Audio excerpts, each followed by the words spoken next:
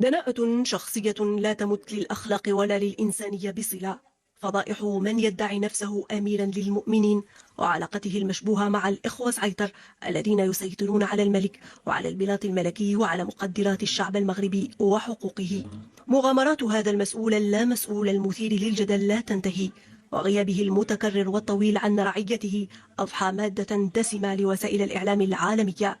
فبعد أن تناولته وسائل الإعلام الإسبانية والفرنسية تقارير خطيرة للصحافة البريطانية تعري وتكشف فضائح هذا الملك وما وراء العلاقة بالإخوة سعيطر والحياة الفاسدة وإقامته الطويلة خارج بلاطه.